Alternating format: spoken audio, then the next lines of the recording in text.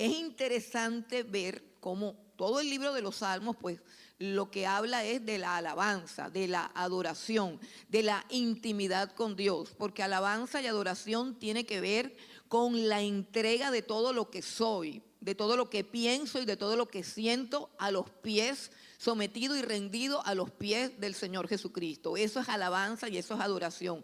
Venir delante de Él con un corazón desnudo, con un corazón contrito, con la sinceridad y la veracidad de lo que soy, de lo que pienso y de lo que siento, y rendirme ante Él y ante su santa voluntad. Pero lo interesante del libro de los Salmos es que no comienza con una alabanza a Dios, sino con una bienaventuranza para el que adora a Dios. Una bienaventuranza significa algo como una bendición suprema que produce alegría y plenitud en la persona que lo recibe. Entonces, este salmo comienza con la palabra bienaventurado, que es una de las palabras más hermosas que hay en la Escritura. En el hebreo es makarios y significa muy dichoso o muy feliz.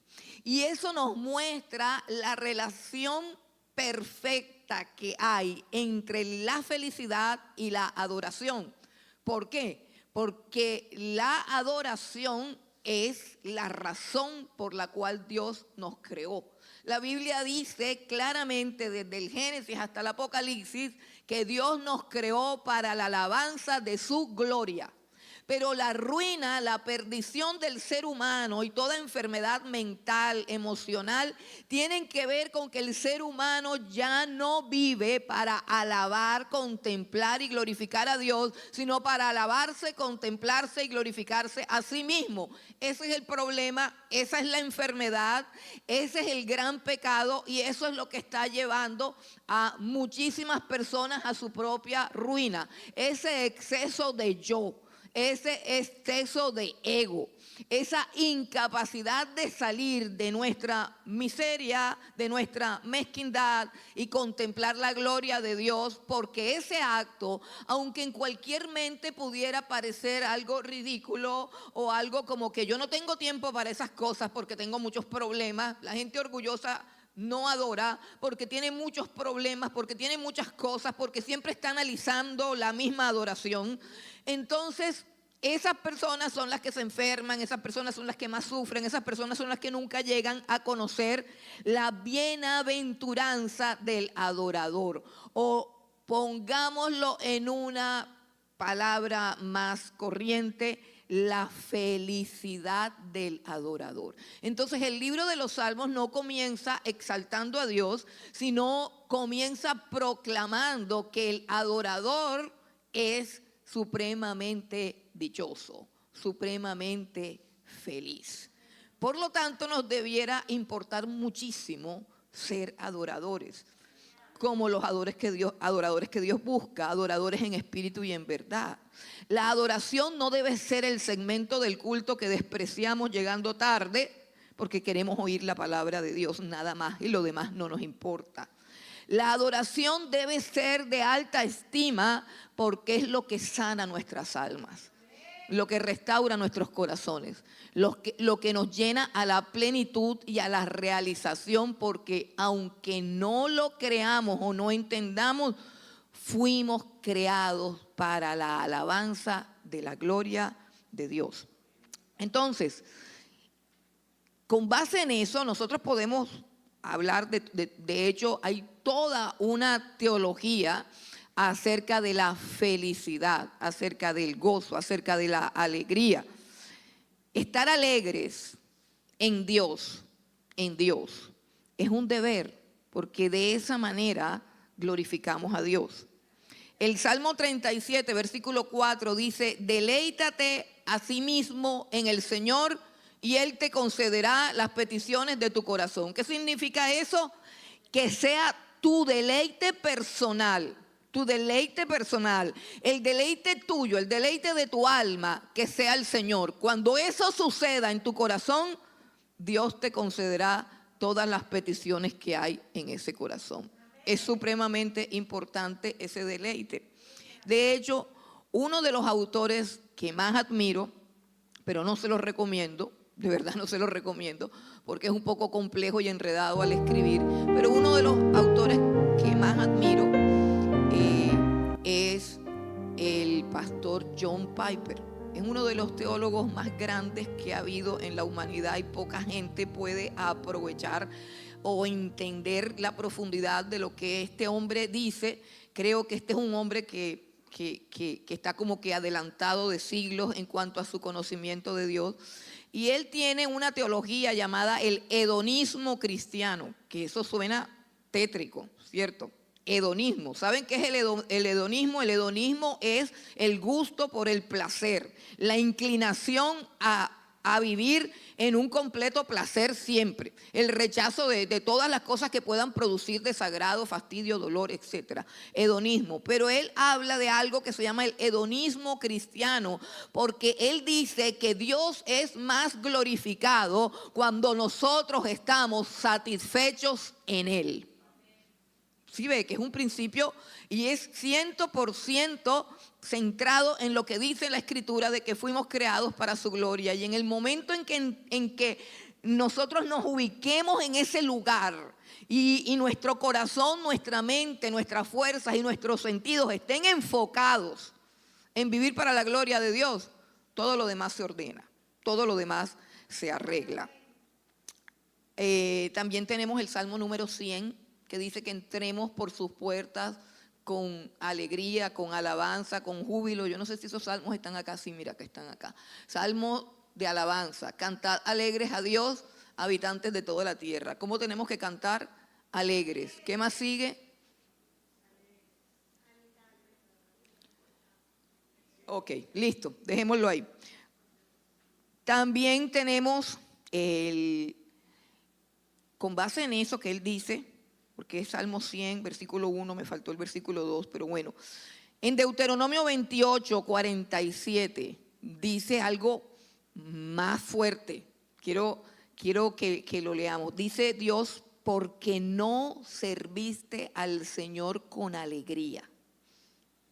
Por cuanto no serviste a Jehová tu Dios con alegría y con gozo de corazón, por la abundancia de todas las cosas. Y sigue diciendo, entonces vas a tener que servir a tus enemigos con hambre, con sed, con miseria, con todo eso. Miren lo importante que es para Dios. Recuerden el asunto del dar. Dice que Dios ama al dador alegre, o sea, al que da con alegría, con gozo, al que dice qué bueno es poder dar, qué bueno poder invertir mi dinero en algo glorioso, trascendental y eterno y no en algo que no me voy a llevar para ningún lado, ¿cierto? El dador alegre sabe que está invirtiendo en la eternidad y sabe que esa inversión permanecerá para siempre, para su bendición.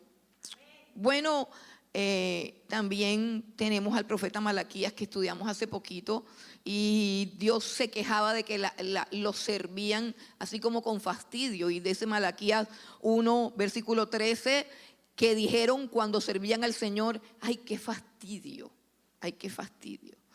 Es como que de repente te aburres de hacer las mismas cosas para Dios, de repente dices, ay, otra vez hay reunión, ay, otra vez hay que hacer esto, ay, otra vez hay que hacer las diapositivas, ay, hay que hacer las invitaciones, ay, hay que hacer no sé qué, y entonces, ay, no, yo no tengo tiempo, ay, siempre ahí está la pastora, ya está llamando, que por qué no está eso listo, ay, bueno, entonces, o sea, unos ejemplos prácticos, ¿no? Porque para qué vamos a poner ejemplos allá del Antiguo Testamento, no me entienden, pero si pongo ejemplos así que sean factibles, entonces de pronto sí me entienden.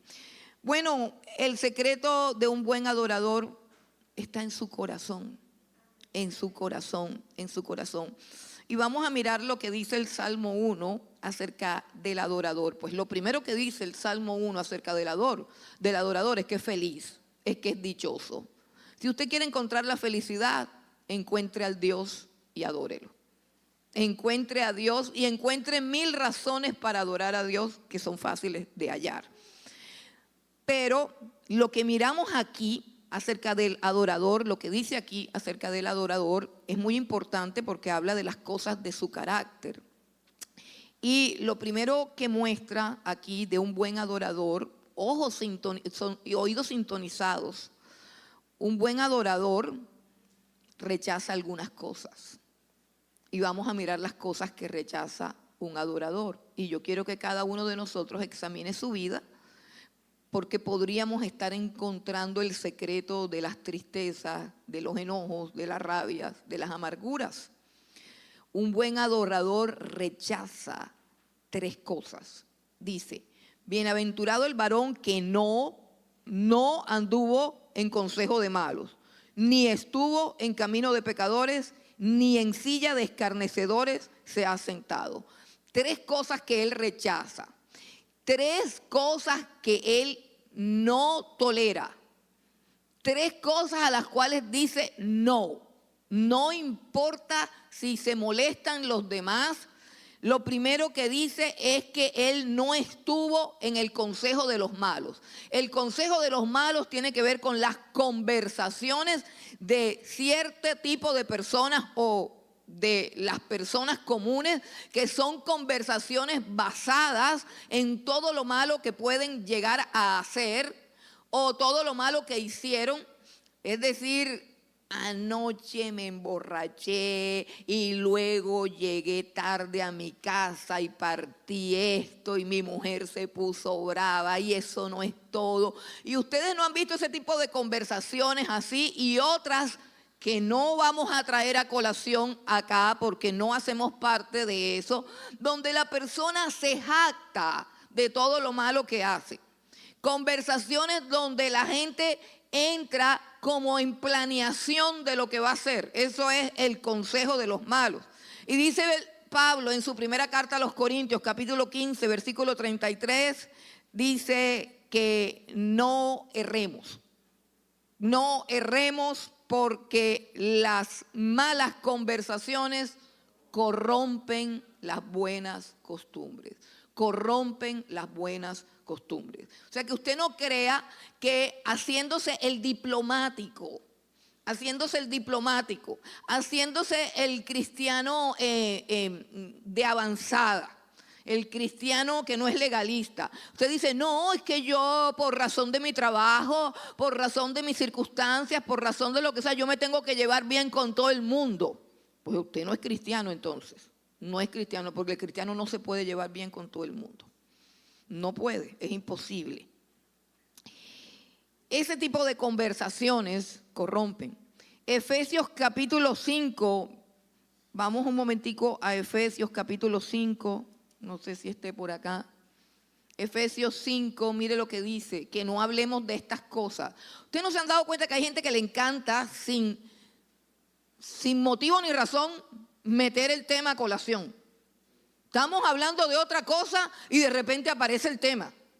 Porque quiero decirle que la Biblia trata el tema de la pureza sexual, trata el tema de la pureza matrimonial y todo eso lo podemos tratar a la luz de la Escritura. Pero es muy raro que estemos hablando de algo y de repente metan el bendito tema de la fornicación, de la perversidad, de la inmundicia, de la avaricia. ¿Y qué está diciendo el apóstol Pablo?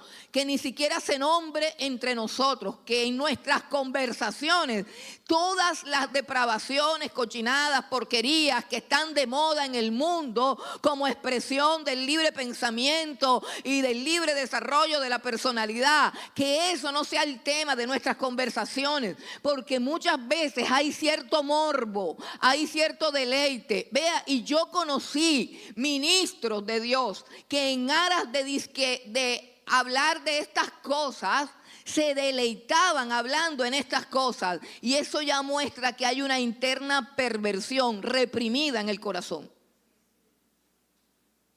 Entonces dice, ¿para qué hablar de eso? Si hablarlo no lo va a resolver. Cuando hablamos de estas cosas y cuando de pronto asumimos este tema, es para edificar a la iglesia. Pero ese no debe ser el tema con el que disfrutamos nuestras conversaciones. Nuestras conversaciones deben tener otro nivel, deben tener otro color, porque de la abundancia del corazón es que habla la boca. Entonces dice que ni aún se nombre entre nosotros. Entonces el adorador no le gustan esas conversaciones. El adorador no tiene chistes de doble sentido. El adorador no disfruta de hacer chistes de las perversidades de otras personas. No. Y no es legalismo. No es legalismo. Es ser quien dices que eres. Simplemente. Simplemente. Luego dice que no anduvo, que no estuvo en camino de pecadores. Estar en el camino de los pecadores ya no es estar en la conversación, sino participando del acto. O sea, la cosa se va como empeorando. Dice que está mal que participes de esas conversaciones. Que está mal que por diplomacia o por falta de carácter o por timidez o por miedo al rechazo, tú hagas parte de esas conversaciones. Pero luego hay algo todavía más grave, que es cuando participas de esos hechos, cuando participas de esas cosas, cuando caminas con ellos para hacer lo que a ellos les deleita hacer. Ese es un grado más alto que el verdadero adorador lo rechaza. Y por último, la tercera cosa que un verdadero adorador rechaza es sentarse en la silla de los escarnecedores. Dice, ni en silla de escarnecedores se ha sentado. Escarnecedores significa burladores. Es tomar asiento para burlarnos de otros y encontrar placer en eso. Yo compartí con ustedes, cuando estaba afuera, compartí con ustedes un miércoles de un mensaje que el Señor me dio en el corazón acerca de los burladores, porque nosotros, sobre todo los costeños, tenemos como esa tendencia a hacerle chiste a todo. Y el Señor me reprendió una vez por esa tendencia que hay de burlarnos de todas las cosas, sobre todo de las cosas santas. Sobre todo de las cosas santas. Porque un escritor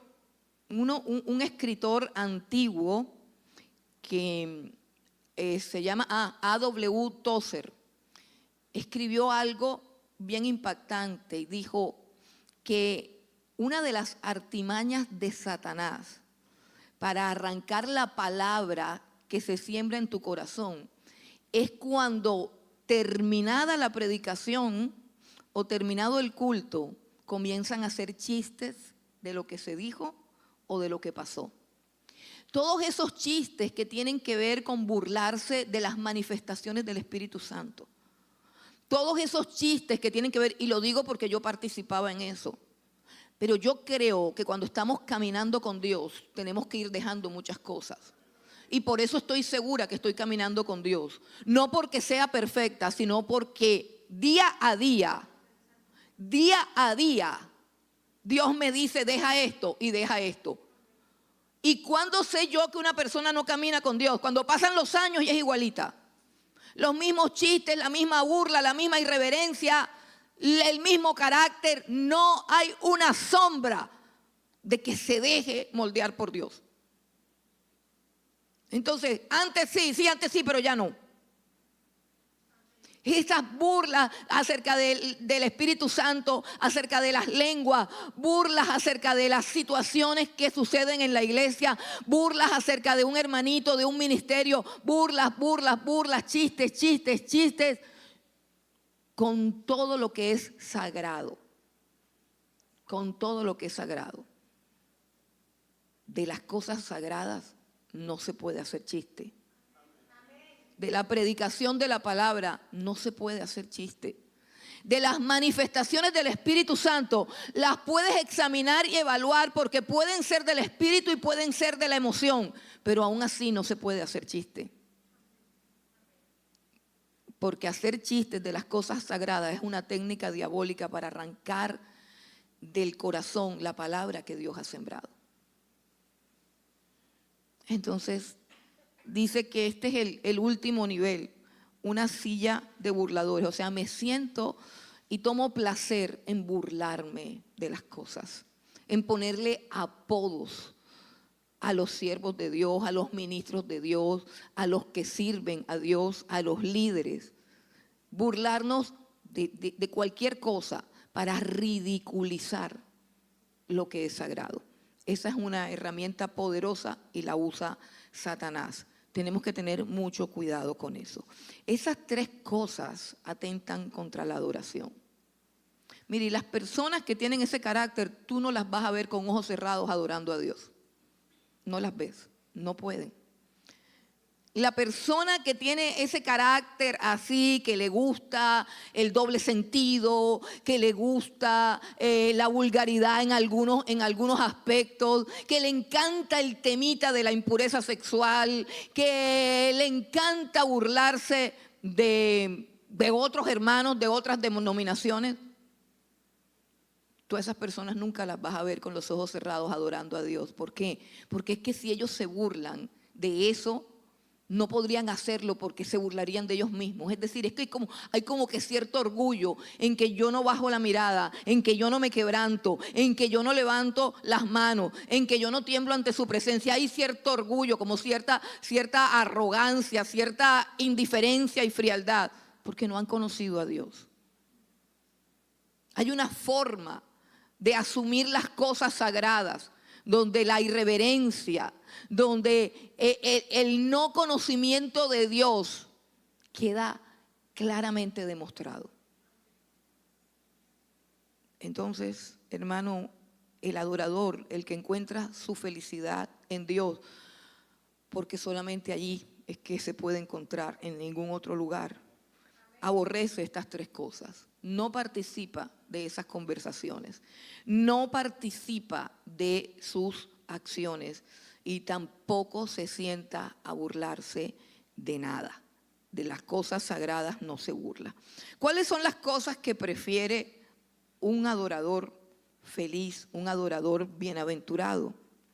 Dice en el versículo 2, sino que en la ley de Jehová está su delicia, y en su ley medita de día y de noche.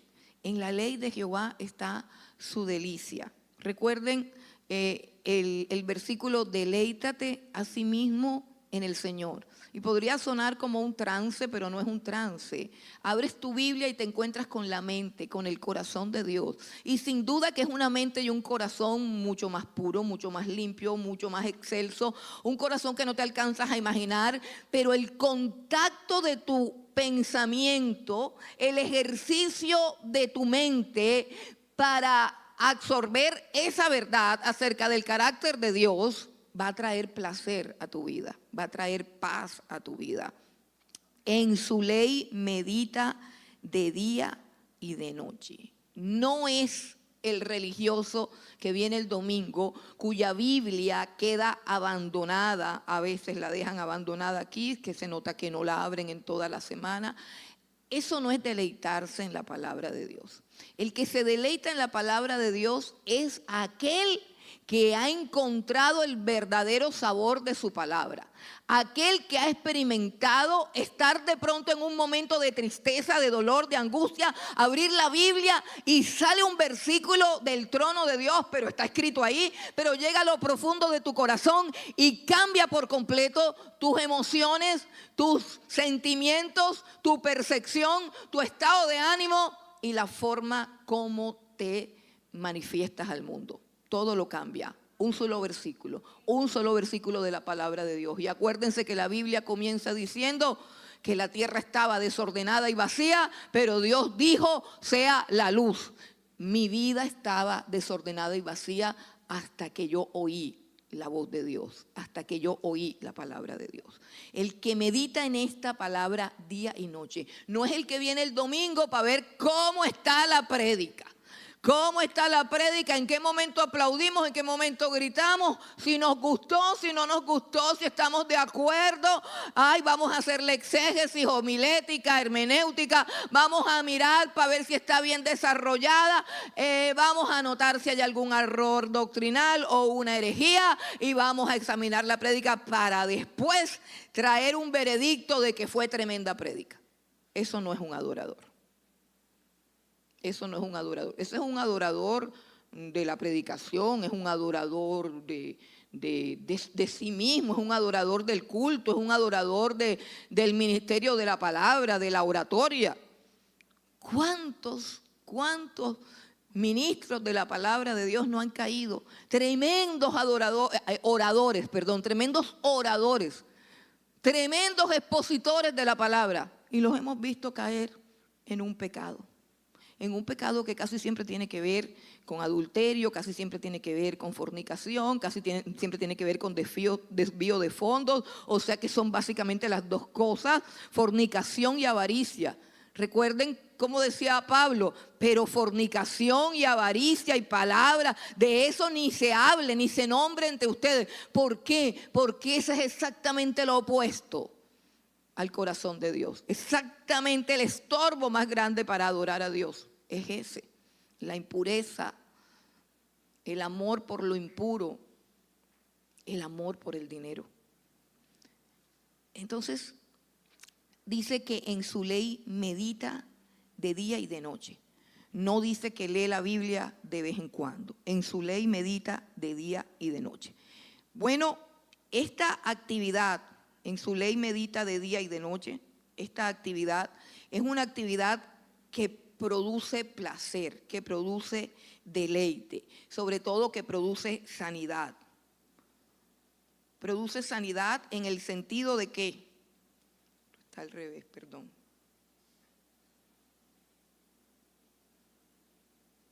Le pusieron la cámara fija y no voltea. Socorro. Bueno, hermanos, dice que medita de día y de noche. Hermano, para que la alegría de Dios, el deleite de Dios, el gozo de Dios llegue a lo profundo de nuestros corazones, nosotros también tenemos que ir con su palabra a lo profundo de nuestras vidas. Por ejemplo, hermanos, yo les recomiendo en términos prácticos, si usted quiere ser un verdadero adorador, no se acueste sin leer la Biblia. Uno siempre que se va a dormir tiene pensamientos. Y ni hablar de los que ven televisión antes de dormir. De eso no vamos a hablar porque eso ya es un caso perdido. O sea, si usted alimenta su mente de Netflix antes de dormir, pues hermanito, felices sueños. O sea, usted está tostado, completamente tostado. O de pornografía o de cosas de esas, o sea, ni hablemos de eso. Por eso que dice Pablo, ¿para qué hablar de eso? Estamos hablando de los adoradores, de aquellos que quieren ser felices en Dios. Usted debe leer la Biblia antes de dormir. Usted debe permitir que la mente de Dios y los pensamientos de Dios sean lo último que quede en su cabeza. Por eso la palabra día y noche implica un continuo alimentarme de la palabra de Dios. En eso es que estamos fallando. Por eso estamos dejando que el enemigo nos siembre pensamientos de temor, de ansiedad, de angustia, de soledad, de tragedias, de desamparo, de miseria. Todos esos pensamientos vienen a nuestra mente porque oímos diferentes voces. Pero el hombre que quiere ser feliz sabe que la felicidad proviene de la boca de Dios. Y la boca de Dios está aquí en su palabra. Medite en su palabra día y noche. Deleítese en su verdad día y noche. Y le estoy diciendo algo que va a ser vital para estos tiempos. Sin esta capacidad, porque usted dirá, no, eso es para allá, para la pastora, yo no estoy en ese nivel. Ojo que ya no hay tiempo para aplazar la subida de nivel. Ya no hay tiempo. Escuche, ya no hay tiempo. Estos son los últimos tiempos. Estos son los últimos tiempos. Y bienaventurados y dichosos todos los que han abrazado la verdad con amor, con pasión y con deleite en su corazón.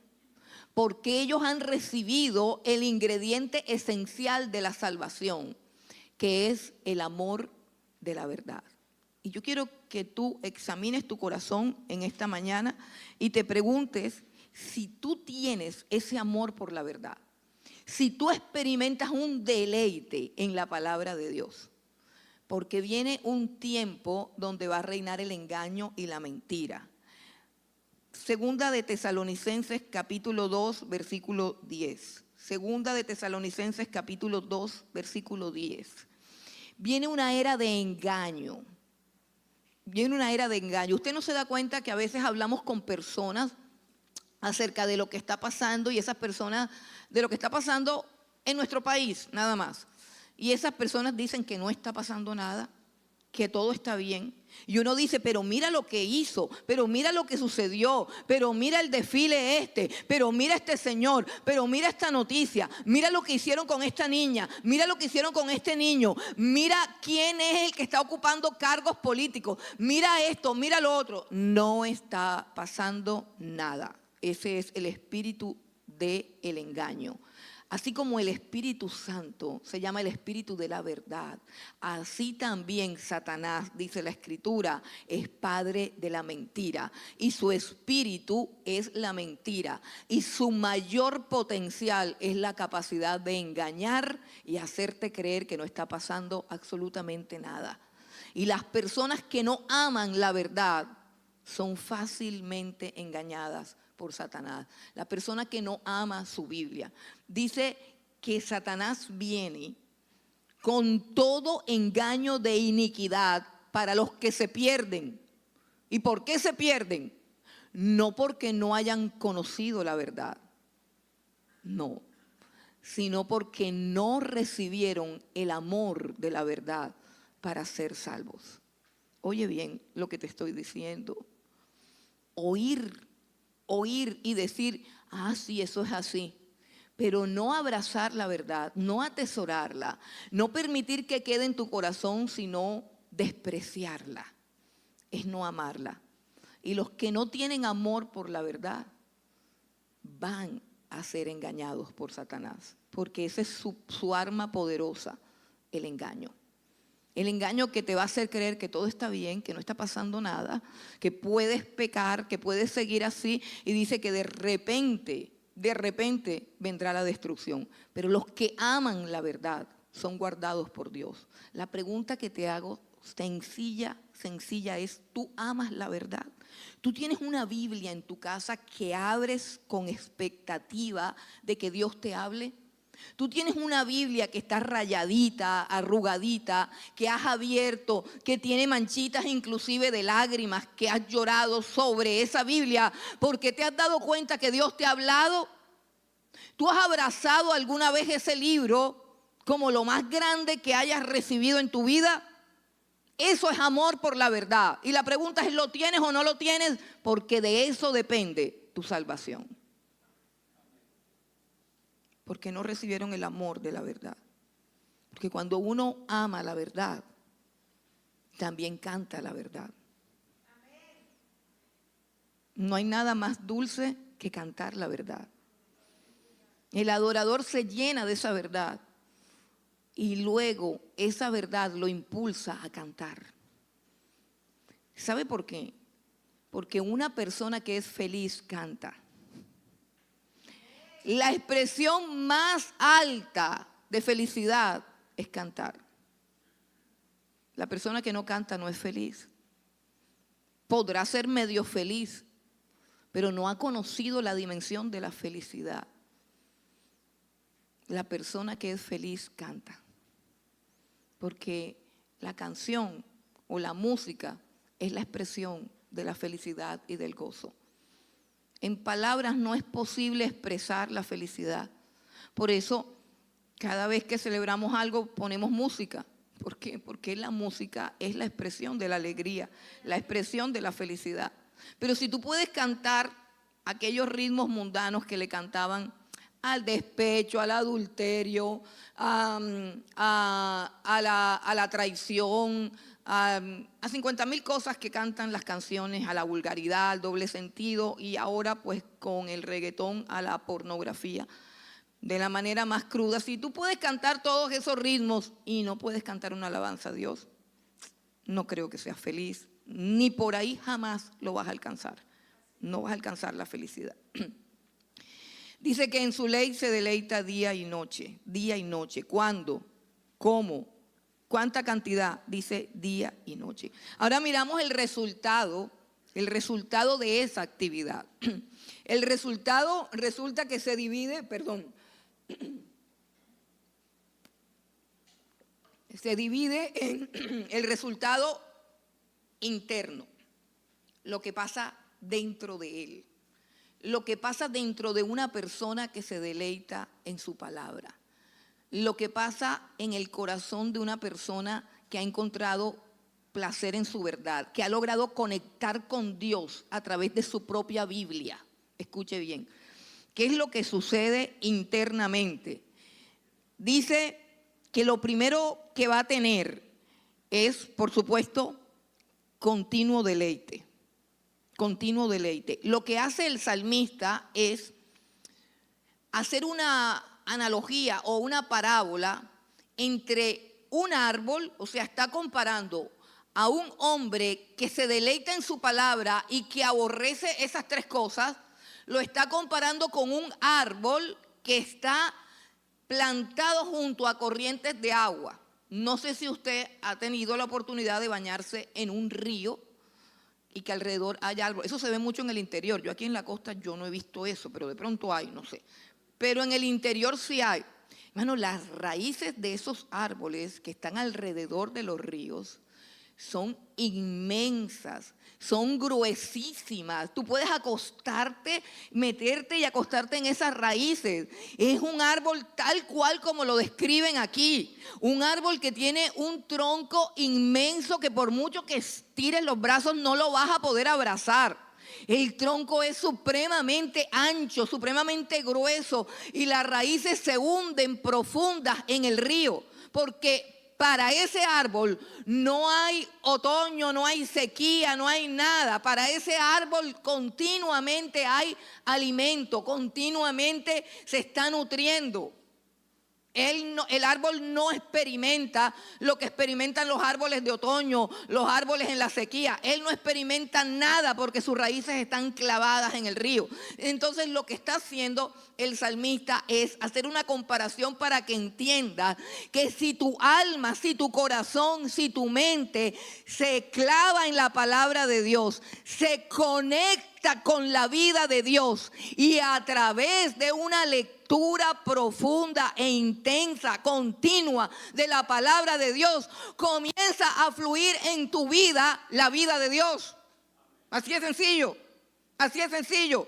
Si estás seco, si estás frío, si estás indiferente, si estás atormentado, si estás angustiado, todos pasamos por eso. Eso es falta de hundir las raíces en el río de Dios, en el río de su palabra. Porque Jesús dijo, las palabras que yo les he hablado son espíritu y son vida. Dice Pablo a Timoteo, toda la escritura es inspirada por Dios y significa que tiene el Espíritu de Dios. No que se inspiró, no. La palabra que aparece ahí significa que es una palabra exhalada de Dios. Cuando fuimos creados, Dios nos amasó con su mano y éramos solamente barro. Pero la vida que tenemos fue el soplo de su boca. Él sopló de su boca y vinimos a ser seres vivientes. Ese es el relato de la creación. Por eso Jesús llega y le dice a la gente, no solo de pan vivirá el hombre, sino de toda palabra que salga de la boca de Dios. La palabra de Dios es vida. La palabra de Dios es poder. La palabra de Dios es salud. Cuando Dios habla, todo se ordena porque es suprema autoridad. Entonces, necesitamos estar ahí conectados para que podamos tener un deleite, ¿qué? Un deleite continuo. Ahora, si no lo tienes, si tú no lo tienes, si hoy tienes la sinceridad de decirle a Dios, Señor, yo no tengo eso. Yo la Biblia ni la volteo a ver. Hay unos aquí que están sentados mirando para ver qué pasa. Yo no sé por qué pierden tanto el tiempo. Bueno, entonces, el Salmo 119, el versículo 18, tiene una oración. Dice, abre mis ojos y miraré las maravillas de tu ley. ¿Por qué no puedes ver nada en la Biblia? Porque estás ciego a las cosas espirituales de Dios. ¿Quién te puede abrir los ojos? El mismo Dios. Así que esta es una excelente oración para hacerle a Dios. Señor, abre mis ojos para que yo pueda ver las maravillas que hay en tu ley. Y el versículo 36 dice, inclina mi corazón a tus testimonios y no a la avaricia. Y otra vez aparece la avaricia como una fuerza contraria al deseo de buscar a Dios. El que vive su vida tratando de hacerse rico no puede agradar a Dios. No podéis servir a Dios y a Mamón, dijo el Señor Jesucristo. Bueno, y hay otra oración también en el Salmo 86, versículo 11. Anote esas oraciones. Salmo 119, versículo 18, versículo 36. Bueno, hay muchísimos más, pero le estoy dando una guía para que usted ore. Y el Salmo 86, 11, que dice, enséñame, oh Jehová, tu camino. Caminaré yo en tu verdad. Afirma mi corazón para que tema tu nombre. Mire lo que dice, afirma mi corazón. Porque los corazones ahora van y vienen. Los corazones ahora son fluctuantes. Un día están alegres y otro día están tristes. Usted no experimenta, yo lo experimento. A ver, yo experimento que hay como un ambiente, que hay como unas fuerzas externas que quieren conducir a la humanidad como a una depresión. No sé si usted lo siente, pero uno está de pronto alegre y de repente viene un desánimo. Uno de pronto se siente bien y de pronto dice, ay no, pero esto está como oscuro, como si fuera a pasar algo malo. Y ni hablar si vemos el noticiero, que yo no veo, pero si usted ve el noticiero, queda peor. Queda peor. Entonces su corazón se vuelve algo que a veces está contento, a veces está feliz, a veces está triste, a veces está amargado, a veces se siente firme, a veces se siente débil, a veces se cree Superman, a veces se cree una cucaracha. Entonces es un corazón que fluctúa de allá para acá. La oración es, afirma mi corazón para que yo tema tu nombre. Ahora, ¿cuáles son los resultados en el exterior de este adorador?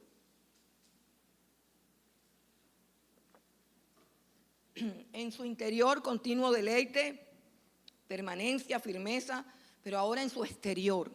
¿Qué va a pasar en tu vida externa? ¿Qué cosas podrá las personas a tu alrededor ver en ti? Y lo primero que dice es que será, dice, será como un árbol plantado junto a corrientes como un árbol plantado. Será como un árbol plantado. Un árbol plantado es un árbol que tiene firmeza. Lo que acabamos de pedir en oración. Firme, carácter firme, carácter firme. No una persona que se doblega, no una persona que se rinde, no una persona de doble ánimo, no una persona traicionera, una persona de carácter firme, una persona que siempre está ahí, que siempre es fiel, como dice la Escritura acerca de Dios, fiel, firme, real, auténtica, plantado, plantado. Si ese árbol diera vueltas de aquí para allá, si los árboles caminaran y brincaran de un arroyo a otro, de una tierra a otro, como brincan muchos cristianos, estuvieran totalmente pasmados. Plantado, plantado. ¿Cuál es el sitio donde te alimentas? Plántate ahí. Uno no puede beber de todos los ríos. El árbol plantado solamente bebe de un río, del río donde Dios lo puso. El que tenga oídos para oír, que oiga. Les repito, el árbol que está plantado bebe de un solo río. Él no sale a pasear a beber de otro río. Si lo hiciera en el camino, se muere. ¿Cuál es el río donde Dios te plantó? Si eres un árbol de Dios, debes estar plantado. Enterrando tus raíces, escucha bien, enraizado. echa raíces. Ay, no es que yo tengo una comunión con Dios tan linda. Usted no sabe, pastora, yo me meto allá en mi cuarto y comienzo a orar y a cantar alabanza y subo al tercer cielo y vuelvo y bajo y vuelvo y subo y no sé qué. Yo, pues sí, a mí también me pasa eso, es decir, yo también lo hago, pero no puedes ni echar frutos, ni florecer, ni ser sombra para nadie. Es que ese es el problema, que los árboles tienen que dar fruto, los árboles tienen que dar sombra, los árboles tienen que proveer para los demás. Los árboles no están puestos ahí para que beban del río y no traigan ningún beneficio a nadie. Ese es el problema. Un árbol plantado es un árbol que sabe, que entiende, porque si tienes tan buena comunión con Dios, debes saber a dónde debes estar. Sabes que la comunión con Dios, lo primero que hace es ubicarte. O sea, si tú eres de esas personas espirituales que subes y bajas al tercer cielo, tú no puedes estar dando vueltas por todas partes. Porque lo primero que le dice Dios a uno es dónde debes estar. Si tú todavía no has encontrado un lugar donde debas plantarte y echar raíces, tienes que usar todas esas experiencias con Dios en la intimidad y preguntarle a Dios, Señor, ¿dónde tú quieres que yo esté? Y en ese lugar quédate plantado. También lo dice el Salmo, que el justo florecerá como la palmera, crecerá como el cedro en el Líbano, plantado en los atrios de Jehová, no saltando en los atrios, sino plantado en los atrios de Jehová. Dice, el justo también florecerá. Bueno, también será fructífero. Me voy a saltar unas citas ahí. Y dice, también será un árbol fructífero. Tiene que dar fruto, hermano. El fruto es para la iglesia. El fruto es para las demás personas. El fruto es para la edificación de los santos. Dice Juan capítulo 15. Vamos a Juan capítulo 15.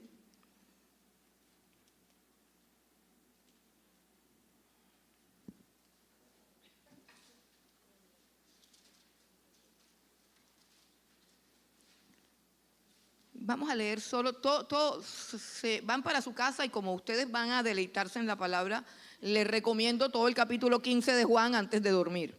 Todo el capítulo 15 de Juan, pero hoy vamos a leer solamente del versículo 5 al 7. Y dice así, yo soy la vid, vosotros los pámpanos. El que permanece en mí y yo en él, este lleva mucho fruto, porque separados de mí nada podéis hacer. El que en mí no permanece será echado fuera como pámpano y se secará. Y lo recogen y lo echan en el fuego y arden. Si permanecéis en mí, porque uno se puede preguntar, ay, ¿cómo que permanece uno en Jesús si hay que ir a trabajar? Si permanecéis en mí y mis palabras permanecen en vosotros, pedid todo lo que queréis y os será hecho. Mire lo que dice Jesús. No tenemos que permanecer orando porque hay que ir a la universidad, al trabajo, al estudio, hay que hacer todas esas cosas. Pero Él dice, permanecer en mí es que las palabras que yo te estoy hablando permanezcan todo el tiempo en tu mente y en tu corazón. Como una meta de vida, como un propósito de vida. Por eso dice, si mis palabras permanecen en vosotros, pedid todo lo que queréis y hoy será hecho. Y ya estamos hablando de más cosas que no vamos a irnos para allá porque no terminamos, pero estamos hablando de que también el que ama su palabra tiene todas sus peticiones concedidas delante de Dios, garantizadas delante de Dios. Entonces es un árbol que está plantado, que está firme, es un árbol que es fructífero y dice que su hoja no cae. Su hoja no cae, o sea, no es como el árbol de otoño que se queda sin hojas. El follaje de los árboles, las hojas de los árboles son la gloria de los árboles. ¿Sí entienden? Son la gloria y la honra de los árboles. ¿Qué quiere decir este texto cuando dice que su hoja no cae? Quiere decir que en tiempos de dificultad no serás avergonzado. El Salmo 34 dice, los que miraron a Él fueron alumbrados y sus rostros no fueron avergonzados. No vas a pasar vergüenza. Dios no te va a desamparar. Mire todas las promesas que hay en este Salmo de felicidad, de dicha, de plenitud. Su hoja no cae. Y por último dice, todo lo que hace prosperará. Todo lo que hace prosperará. Pero ¿para quién es esto? Escucha bien. ¿Para quién es la promesa de que todo lo que hace prosperará?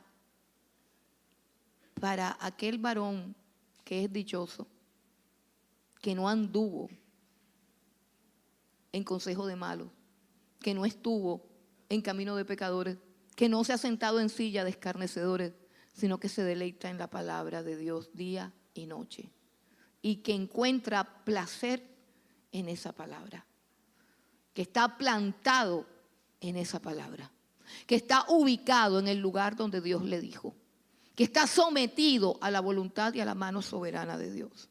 Allí está plantado, allí da fruto, ahí su hoja no cae, no será avergonzado y allí prosperará en todo lo que hace. Por supuesto, porque todo lo que hace un hombre que se deleita en su palabra está de acuerdo con la voluntad de Dios.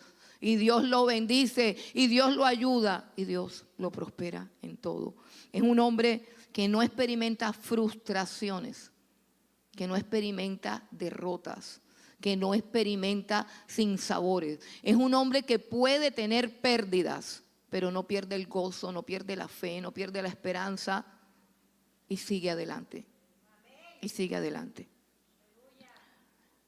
Un corazón así es lo que necesitamos para adorar a Dios. Muchos me preguntan, ¿el ministerio más deseable? A mí nadie me dice, pastora, yo quiero ser ujier. Nadie me dice. Pastora, yo quiero trabajar en la escuela dominical. Nadie me dice eso. Pastora, yo quiero, ¿cómo es que se llama? Ser del grupo de los intercesores. Tampoco, no me dicen nada de eso. Pero con mucha frecuencia me dicen, yo quiero estar en el grupo de la alabanza. Con mucha frecuencia. El ministerio codiciado, el grupo de la alabanza. Bueno, yo espero que este salmo conteste a la pregunta de qué se requiere para ser un adorador. Nosotros somos una escuela de formación bíblica. No somos en sí una congregación normal como la que ustedes pueden tener en su diseño, en su mente. No somos así. Si vienes con el esquema de que allá en la iglesia tal, de que te vas a sentir defraudado, te vas a sentir que esto no te llena. Somos una escuela de formación bíblica. Creemos que la palabra de Dios transforma la vida porque lo ha hecho con nosotros, porque lo ha hecho con nuestros corazones. Pero lo primero que forma la palabra de Dios es adoradores. Por eso es que el libro de los Salmos, que es el libro de la adoración, comienza con este salmo. El adorador verdadero, el que sabe cantarle a Dios, el que sabe deleitarse en Dios, primero se ha deleitado en su palabra. Y ha tomado decisiones radicales con sus amistades, con sus compañeros, con las personas que lo rodean. Y mire que no se deje engañar, yo no estoy diciendo que usted sea un místico que no hable con nadie, no. Yo no estoy diciendo eso porque usted está llamado a ser un embajador de Cristo en el lugar donde está. Escuche bien, donde usted está, yo no sé dónde esté, pero así sea en la empresa más corrupta y depravada, allí usted tiene que ser un embajador del Señor Jesucristo. Y hay que hablar, hay que hablar, hay que interactuar y todo. Pero el embajador habla de su país. El embajador no asume la nacionalidad del otro. El embajador está ahí mostrando, yo soy de otro lugar y en mi tierra se hace así. ¿Sí entiende? En mi tierra, o sea, yo soy ciudadano del cielo. Yo soy real sacerdocio, nación santa. Un pueblo adquirido con sangre, con un propósito en la tierra. Mostrar las virtudes de aquel que me sacó de las tinieblas y me condujo a su luz admirable. Y para eso yo tengo que hablar. Y para eso me tengo que relacionar. Pero me tengo que relacionar como un embajador. No me puedo hacer partícipe de las costumbres de este mundo. Yo soy de otro mundo. Yo soy de otro reino. Yo soy de otro lugar. A mí Dios me sacó de aquí.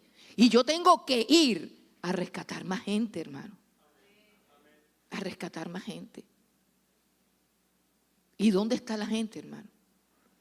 Hay gente que dice que yo creo en el evangelismo. El próximo domingo vamos a estar nuevamente en el parque evangelizando. Yo creo en el evangelismo. Pero ese no es el verdadero evangelismo que produce el crecimiento numérico del reino de Dios. ¿Sabe cuál es el verdadero evangelismo? Es la vida que ven que tú llevas en tu oficina, en tu universidad, en tu barrio. O sea, la forma como tú te relacionas con los demás. Eso es evangelismo. Yo le decía ayer a un joven, aquí en Barranquilla, todo el mundo ha escuchado el evangelio. Todo el mundo ha escuchado el evangelio. ¿Y sabe cuál es el problema? Que los que predican el evangelio no viven como dice el evangelio. Por eso es que la gente no se convierte. Y eso, yo repito, si estuviéramos en Arabia Saudita, por allá en un país musulmán, yo digo, hay que predicar a Cristo. Hermano, aquí todo el mundo sabe que Jesucristo murió en la cruz del Calvario. Pregúntele al que sea. Todos saben que murió en la cruz del Calvario y que murió por los pecados. ¿Por qué no se convierten? Porque todos conocen a un pastor ladrón. Porque todos conocen a un pastor violador. Porque todos conocen un pastor homosexual.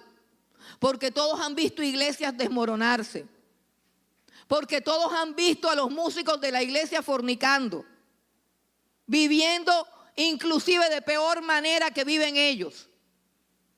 Porque la gente ve que tú dices las mismas vulgaridades que dicen ellos. Sí, ellos saben que Jesucristo murió en la cruz, que Jesucristo salva, pero no ven nada diferente en tu vida, en tu conducta y en tu forma de hablar. Por eso no pasa nada, hermano. Tú necesitas predicar con tu vida, en tu edificio, en tu barrio, en tu casa. Tú no puedes darle la espalda a la gente, tienes que darle la espalda a las conversaciones y tienes que ser tan embajador que cuando tú llegues, hermano, porque yo lo viví, a mí me tocó también estar en el mundo, me tocó trabajar y eso es agotador. Estar en medio de las tinieblas y seguir siendo luz es agotador. Se necesita estar de rodillas delante de Dios para poder mostrar a Cristo, brillar en medio de una sociedad perversa. Pero Dios nos llama a eso, a que mostremos su luz, a que resplandezcamos, a que mostremos la belleza de Cristo en nuestra actitud, en nuestra conversación, en nuestra manera de andar, en nuestra manera de actuar. Que dejemos la trampa, que dejemos la mentira. Que dejemos todas las cosas que no nos identifican como lo que somos, embajadores de Cristo. Dios quiere eso. Y esas serán las almas que de verdad nos ganemos. Las almas que se acerquen a nosotros y nos digan, yo quiero lo que tú tienes. ¿Y sabes lo importante que sería ser feliz en este siglo de depresión? Y mostrar el gozo, y mostrar la alegría, y mostrar la amabilidad en un mundo tan tosco, en un mundo tan agresivo. Tú a veces no vas por la calle y te das cuenta de la violencia con que la gente maneja, camina, habla. Y de repente voy a atravesar una calle y un señor se detiene y yo me lo quedo mirando así y me acomodo bien las gafas. Y yo, ¿será un ángel? ¿Será de verdad? El tipo se detuvo para que yo atravesara. Estoy que me devuelvo y le pregunto que si es cristiano, que de dónde es, que quién le enseñó eso. Porque ya nadie maneja así, ni siquiera los cristianos. Porque yo he ido montada en carros cristianos. Pues como no tengo carro, a mí todo el mundo me hace el chance. Y hasta en eso nosotros estamos fallando. Es la manera como vives la mejor predicación. El mejor sermón es tu vida. Y comienza mañana lunes. Ves a predicar tu mejor sermón. Vístete, báñate, arréglate. Y sal del yo y comienza a ver la necesidad. Y que te vean extendiendo tu mano por los desamparados, por los tristes, por los afligidos. Que vean en ti a Cristo. Eso es mucho más poderoso que predicar mil sermones, aunque también los tenemos que predicar, porque Dios nos ha ordenado que lo hagamos.